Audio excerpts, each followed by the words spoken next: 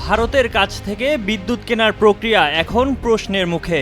বর্তমান সরকার আদানি গ্রুপ সহ ভারত থেকে আনা 2656 মেগাওয়াট বিদ্যুতের স্বচ্ছতা খতিয়ে দেখার নির্দেশ দিয়েছে। সন্দেহ, এই বিদ্যুৎ আমদানি হলেও ভারত শুল্ক আইন মানেনি। ভারত কখনো বিল অব এন্ট্রি জমা দিয়েছে কিনা রয়েছে এমন প্রশ্নও। ভারত থেকে আমদানি করা বিদ্যুতের বিষয়টি খতিয়ে দেখতে জাতীয় রাজস্ব বোর্ডের শুল্ক গোয়েন্দা ও তদন্ত অধিদপ্তর ৮ সদস্যের একটি তদন্ত কমিটি করেছে। এই তদন্ত কমিটি আগামী ১ মাসের মধ্যে ভারত থেকে আনা বিদ্যুতের দায় শোধ, প্রতি ইউনিটের দাম, প্রযোজ্য শুল্ক কর ও শুল্ক আইন মেনে আমদানি করার সব তথ্য উপাত্ত যাচাই বাছাই করবে। বাংলাদেশের কাস্টমস গোয়েন্দারা এমন এক সময় আদানি সহ ভারতের কাছ থেকে কেনা বিদ্যুতের স্বচ্ছতা যাচাইয়ের কাজটি শুরু করতে যাচ্ছেন, যখন আওয়ামী লীগ সরকার পতনের পর পদচ্যুত সাবেক প্রধানমন্ত্রী শেখ হাসিনা এখন সেই দেশের আশ্রয়ে আছে। তথ্য বলছে, বাংলাদেশ বিভিন্ন সময়ে ভারতের সঙ্গে বিদ্যুৎ আমদানির চুক্তি করে। এসব চুক্তির আওতায় ৩টি পথে প্রায় 2656 মেগাওয়াট বিদ্যুৎ আমদানি করে বাংলাদেশ।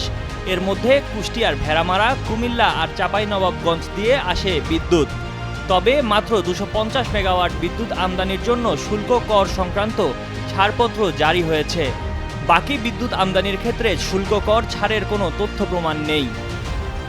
এছাড়া আদানি সহ বিভিন্ন পথে যে বিদ্যুৎ আসছে, এর জন্য শুল্ক আইন মেনে বিভিন্ন শুল্ক স্টেশনে বিল অব এন্ট্রি জমা দেওয়ার কথা, কিন্তু বিল অব এন্ট্রি জমার কোনো তথ্য নেই কাস্টমসের কাছে।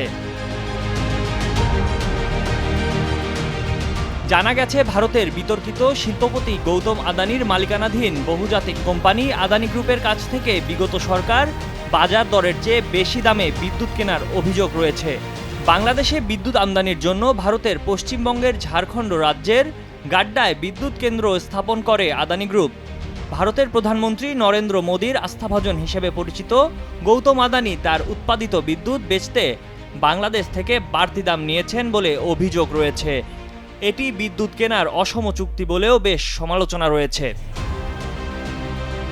এমন প্রেক্ষাপটে আদানির কাছ থেকে কেনা বিদ্যুৎ সহ অন্যান্য যেসব চুক্তি রয়েছে, তাতে বাংলাদেশের রাজস্ব ক্ষতি হয়েছে কিনা, কত দামে প্রতি ইউনিট বিদ্যুৎ কেনা হয়েছে, শুল্ক কর ছাড় নিয়েছে কিনা, না নিয়ে থাকলে প্রকৃত চিত্র কি, এসব নানা প্রশ্নের জবাব খুঁজবেন এনবিআরের শুল্ক গোয়েন্দা অধিদপ্তরের কর্মকর্তারা। এজন্য গঠিত কমিটির আহ্বায়ক করা হয়েছে সংস্থার যুগ্ম পরিচালক এদিব বিল্লাহকে। সদস্য সচিব করা হয়েছে উপপরিচালক মোহাম্মদ মিজানুর রহমানকে।